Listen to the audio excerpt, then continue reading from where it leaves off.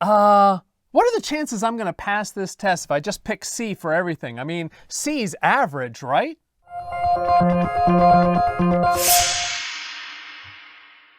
Let's start with something simple. I have a multiple choice question. There are 5 options. If I just randomly pick something, what are the chances I'm going to get it right? Well, what is the cardinality of our sample set? Our cardinality is 5.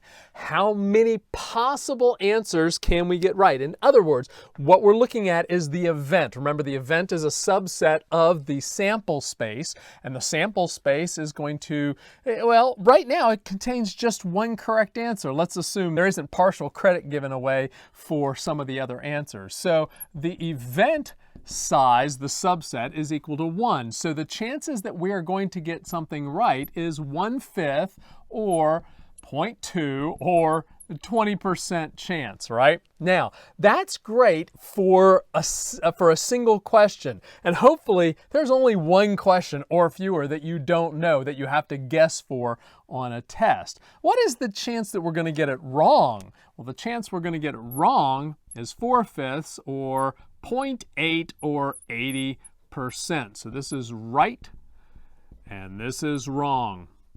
But let's assume we have more questions than just one that we're going to have to guess. Numbers change a little bit in that case. Let's work this out for 2 questions, starting with the first question. So probability of question number 1 is right. So that's just equal to 1/5, right? The probability that question number 1 is wrong, that you guessed wrong, is 4/5. Remember, there are 5 options for each one of the questions, A, B, C, D, E, all right?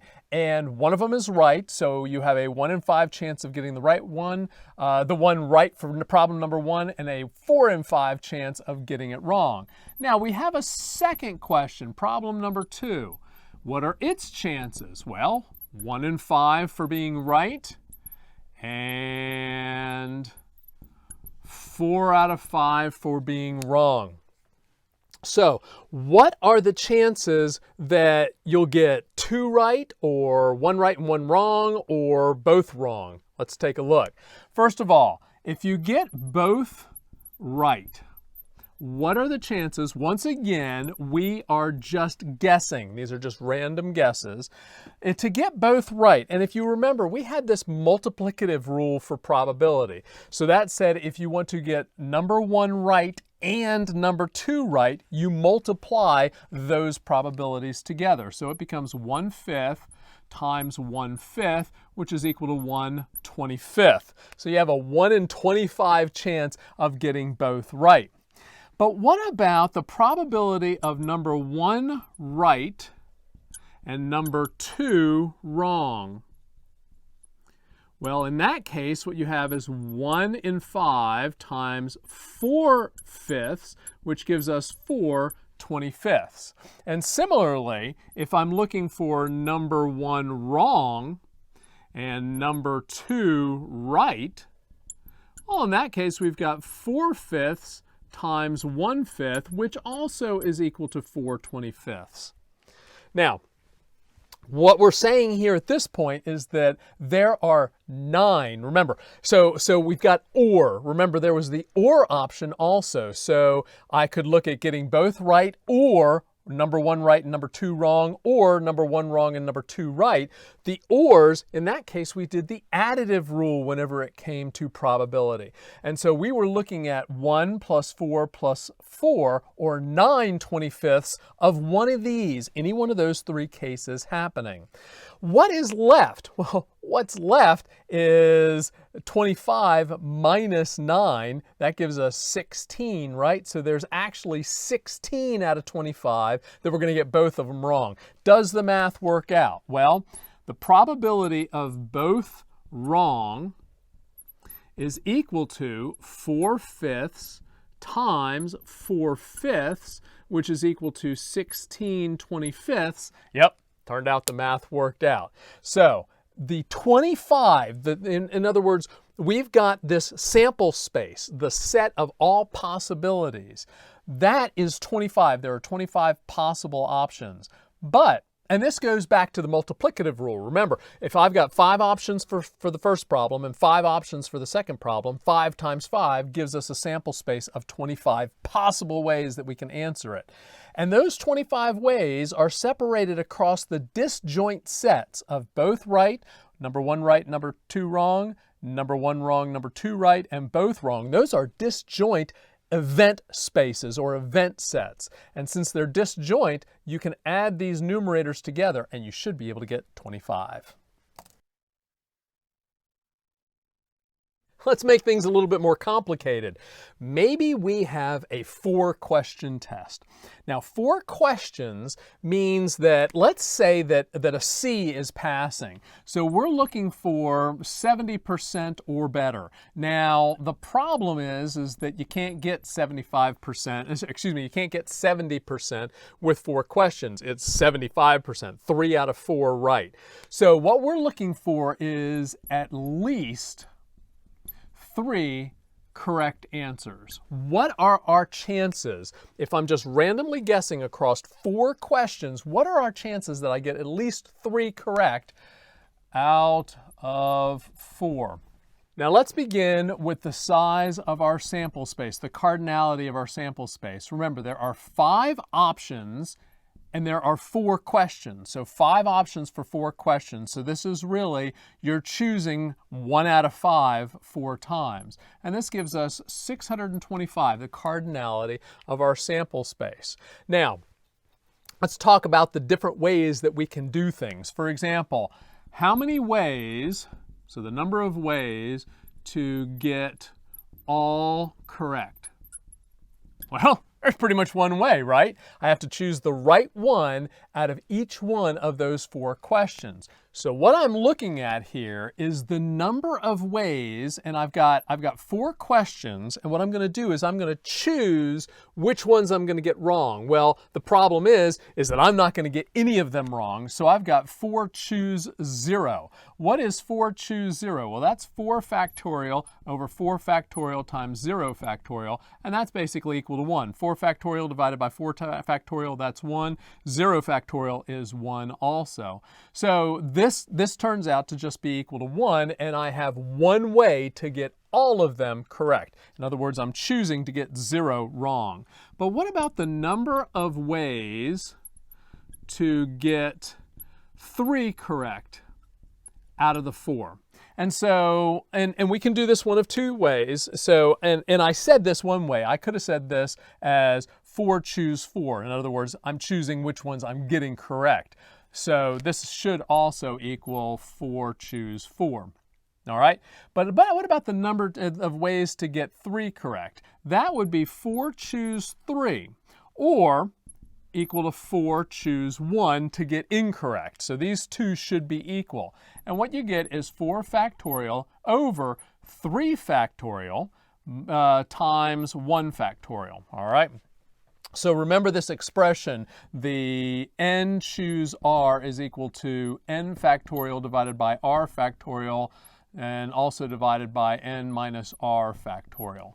And so whenever we're looking at 4 choose 3, that'd be 4 factorial divided by 3 factorial times 1 factorial, or 4 choose 1, that would be 4 factorial divided by 1 factorial times 3 factorial. So anyway, that gives us 4. 3 factorial divides into 4 factorial, and you get 4 left over. So there are 4 ways to get 3 correct. And that makes sense, because if I've got 4 questions, that wrong one can be in one of 4 places. Now, the question is what is the probability now for each one of these, each one of these ways? Well, first of all, the probability to get the sample size of 1, there's 1 option out of the 625 in order to get them, it right. So that is 1 over 625. And so this right here is the probability of getting all of them correct, right? Now, what is the probability of 3 out of 4? Well, the probability of 3 out of 4 is going to be equal to, well, remember, to get 1 incorrect, that is a 4 out of 5. In other words, there are 4 ways to get an incorrect answer on one of the questions.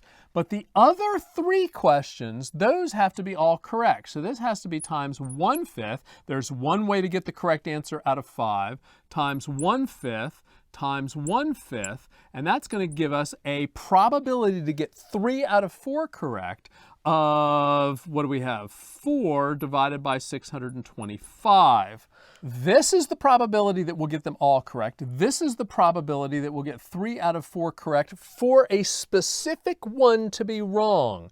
So what we're looking at is we're going to either get them all, in order to get this 75%, in order to get the grade of 75%, I need to either get them all correct, or I need to get the first problem wrong and the other 3 correct. That's a probability of 4 over 625. Or I get the second problem wrong and everything else correct, which is another probability of 4 over 625. Or I get the third one correct and the third one wrong and everything else correct. There's another one of the 4 over 625. Or I get the last one incorrect and everything else correct. So what I've got is 1 over 625 plus 4 times 4 over 625. So the probability of a grade of 75% or better is equal to 1 over 625 plus the 4 ways, there we are, the 4 ways that I can get just one correct. So 4 times 4 over 625. And my answer in that case is 4 times 4 is 16. So we have 17 over 625. Well, that is equal to what? 0.0272, which is equal to 2.72%. Wow, that's not a very good chance. Just out of 4 problems to be able to get a passing grade, 2.72%. That means that this 2.72%, that's the chance we have to pass. What is the probability that we're going to fail? Well, the probability of less than 75%. Remember that all the probabilities of disjoint sets that make up an entire sample space, they all have to add up to 1. So if the probability of greater than 75% is 2.72%, then that means the probability of less than 75% is 97.28%. Let me clear this board and we'll see if that's right.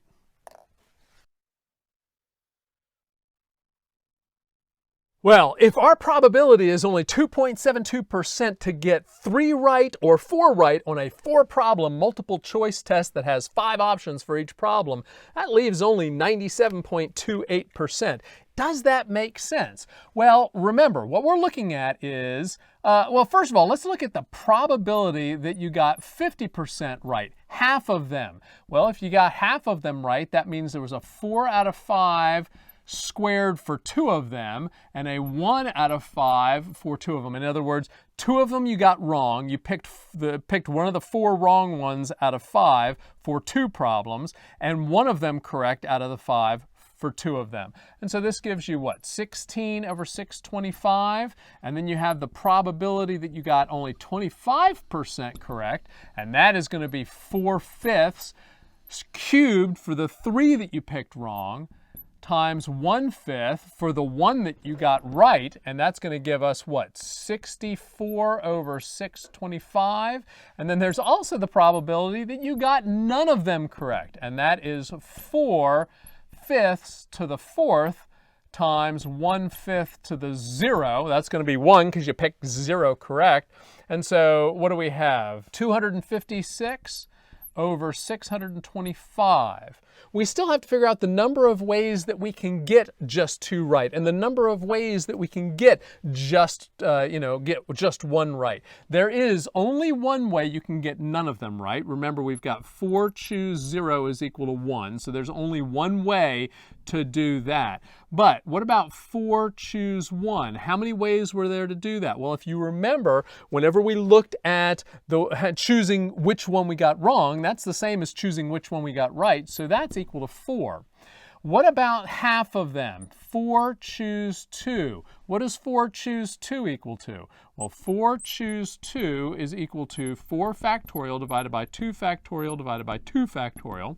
And that'll give us what? 2 times 3, which is equal to 6. So there should be 6 ways in order to do that. So you've got 4 of them. I can choose 2, I can choose 2, I can choose 2. There's 3 ways, 4, 5, and 6. So there are 6 ways that you can choose 2. So 4 choose 2 is equal to 6.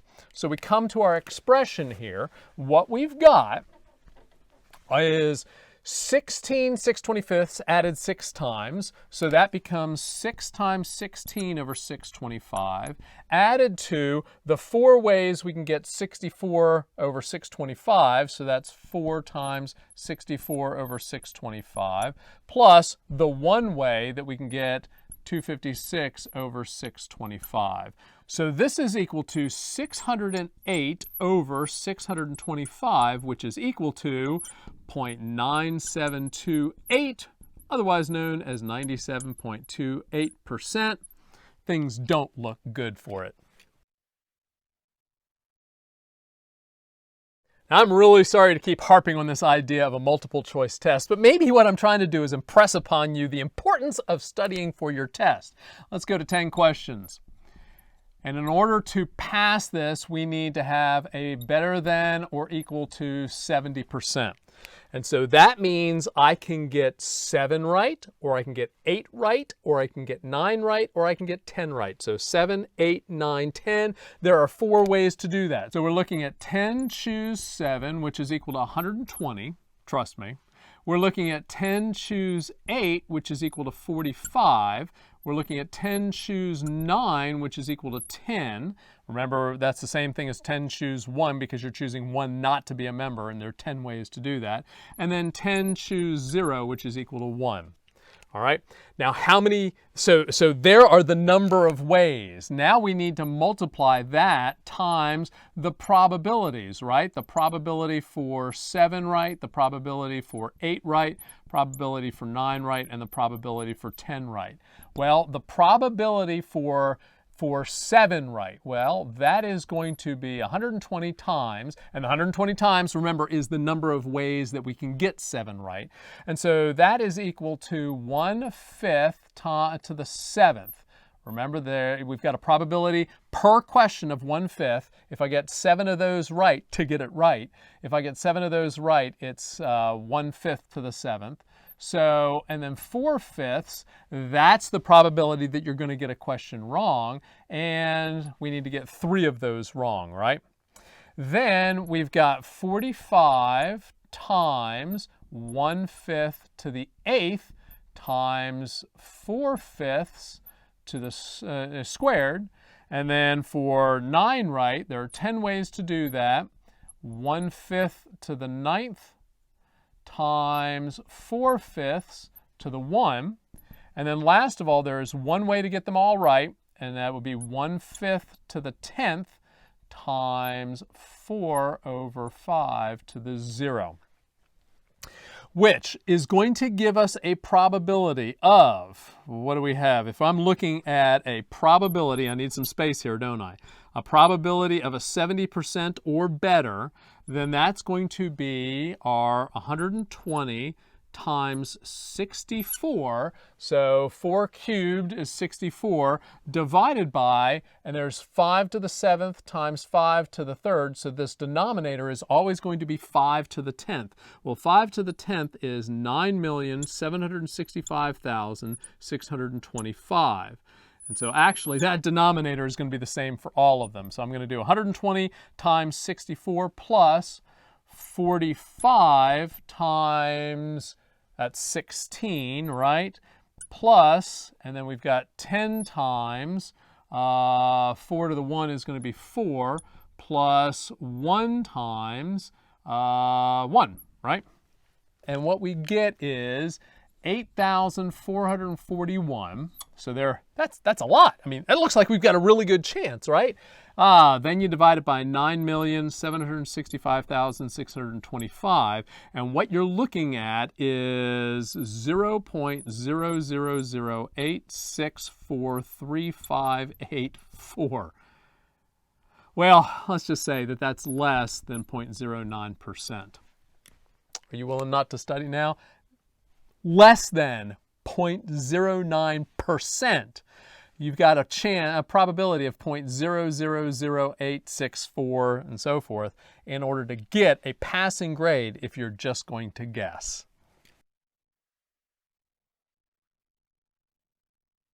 Well, since we're talking about low probabilities, let's talk about the most infamous of all low probabilities, a lottery. And for this particular lottery, I mean, there's a lot of lotteries all across the country that have this particular format. What you're doing is you're going to choose 5 from 69, is it? All right, so you start out by choosing 5 from 69, and that will give you 5 of your numbers. And then you choose 1 from, is it 26, I think it is? All right, and so the way you get the grand prize, the Powerball, so to speak, is to get all 5 of these right and that one right from the 26. So there's no order, because once those numbers are picked, they're going to be sorted in numeric order. So you're not looking at any order here.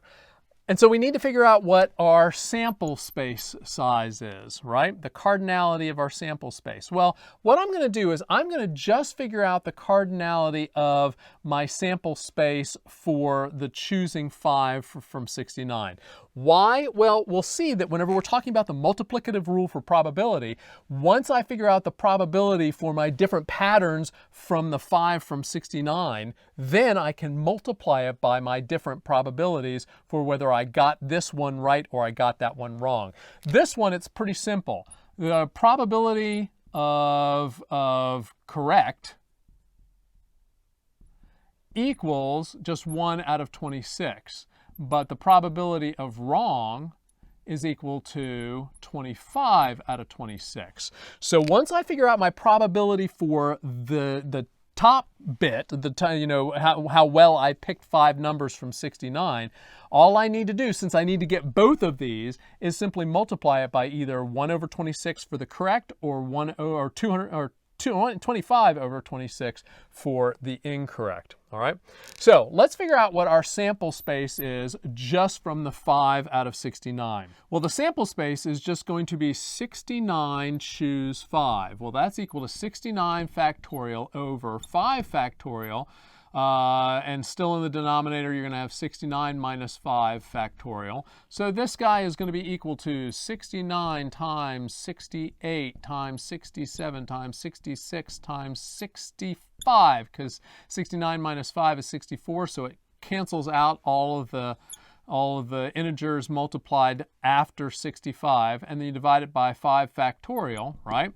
And the result is going to be 11,238,513. So that is our sample space. And in fact, what I'm going to do is I'm going to write this up here. The sample space for the choose 5 from 69 is 11,238,513. All right. Now, if we want to get it so that all of these are right, then I have one way in this sample space, one way. All 5 numbers are correct. One way in that sample space in order to get it correct. And in order to get the Powerball correct, I also have to get this Powerball, I have to get the 1 out of 26. So the probability of the grand prize is equal to 1 over 11,238,513. All right, that's getting the exact set right of the 5 from the 69 times the 1 over 26, which is equal to the odds being 1 to 292,201,338. Well, those are pretty awful odds. What if we decide that it's okay to not get the grand prize and instead just get one of the top prizes where I get 5 correct, but the Powerball wrong? Well, in that case, I'm just simply going to replace that 1 with a 25. Why did I do that? Because I have 25 wrong numbers to pick out of the 26 that were available to me. What are the odds then? Did that improve much? Well, let's see. If I do this calculation, if I do this multiplying 25 over 26 times the 1 over 11,238,513, I get odds of 1 to 11,688,053. That's like 0.52, all right? So not an integer, not quite an integer. And these odds are better than if I picked the 26, picked one out of the 26, but they're not a whole lot better. So what if I lower my sights and I'm okay with 4 out of 5, all right? Lower winnings, but the odds are better, right? Well, if that is the case, let's first look at what the cardinality of our event space is, right? And so in this case, what we're looking for is to, first of all, we need to choose which number is wrong. And I know that kind of sounds funny. It almost sounds like, well, if I knew what number was wrong, then I'd choose it right. No, what we're talking about is probability. We have to figure out which one of those 5 numbers is going to be the wrong one. And so this is 5 choose 1, which is just equal to 5, right? Now that we've figured out which one of the positions, it could be any one of those numbers that's wrong, now we need to figure out which wrong value it is going to have. Well, how do we figure out which wrong value it's going to have? Well, it has to pick from one of the 64 that's left over from the right. In other words, I've got 69 numbers total. 5 of them are correct. When I get to choose which number is wrong, I have to choose it from the number of incorrect ones. So that's going to be 64 choose 1, which is, of course, equal to 64. And so first picking out which one is wrong, then picking out what wrong value it's going to have is 5 times 64. That means that our event space is just simply 5 times 64, which is equal to 320. So that means that out of my entire sample space, my event size is 320, which means that the probability of 4 out of 5 is equal to 320 over 11,238,513. All right. Now, this doesn't talk about the Powerball. Remember, I said the Powerball was separate.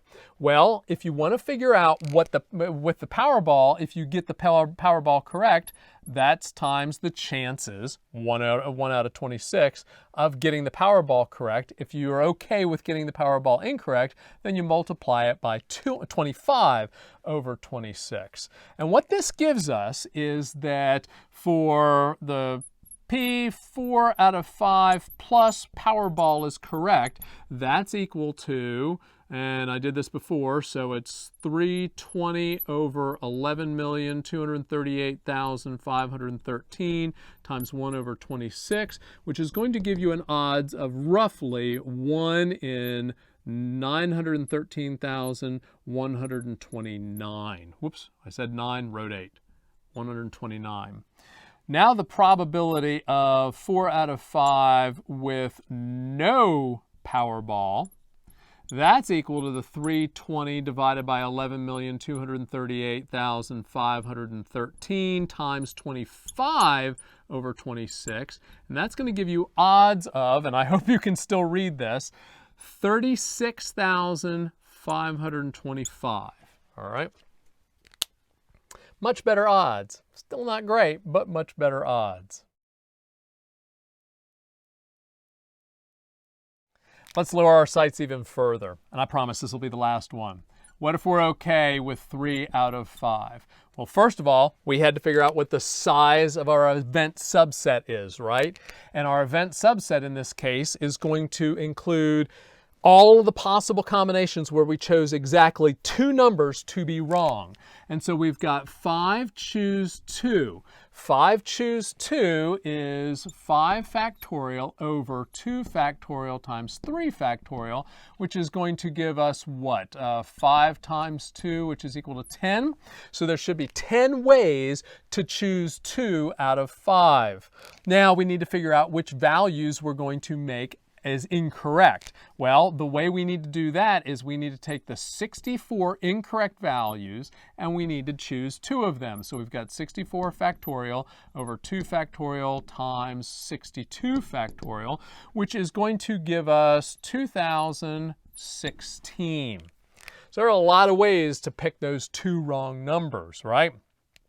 Well, that means that there are what that means is that the size of our event subset is equal to 20,160. So there are 20,160 ways out of this total right up here, 11,238,513. There are 20,160 ways to pick exactly 3 out of 5. That gives us a probability for picking just 3 out of 5 right of 20,160 over 11,238,513, which is just about equal to 0.0018. What this means is we've got twice the chance of picking 3 numbers out of 5 than we did of passing a 10-question multiple choice test. Not good odds, not good odds. Remember to study. So, what happens whenever we add the Powerball to this situation? Well, if you add the Powerball, then what you're going to do is you're going to take this 20,160 divided by 11,238,513, and you're going to multiply that by 1/26. And when you do that, what you're going to get is odds of 1 in 14,494. All right. Now, if you're okay with only getting the 3 out of 5 with no Powerball, what are we going to get there? Well, we're going to get the 20,160 over 11,238,513 times 25 over 26, which is going to give you odds of about 1 to 580, something like that. So what did we learn? Well, we saw that even if you have a better chance of getting struck by lightning than winning the lottery, you have a better chance of winning the lottery than passing a 10-question test just by answering C.